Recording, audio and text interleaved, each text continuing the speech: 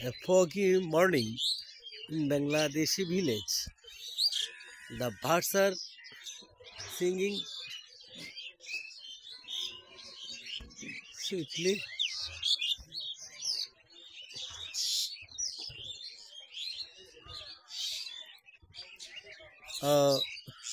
আমি বিশেষ করে বাংলাদেশি ড্রাইভারদের সতর্ক করছি, অনুরোধ করছি, এই কুয়াশার মধ্যে আপনারা খুব সাবধানে, খুব স্লো গতিতে, খুব ধীর গতিতে গাড়ি চালাবেন। এই সামান্যটুকু দূরে দেখা যাচ্ছে না। আর বাংলাদেশে আপনার বেশিরভাগ সময় এই শীতকালের এই কুয়াশাটা পড়ার সময় প্রচুর পরিমাণ দুর্ঘটনা হয়, অ্যাক্সিডেন্ট হয়।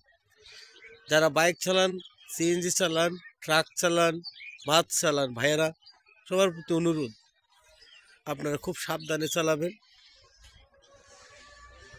কারণ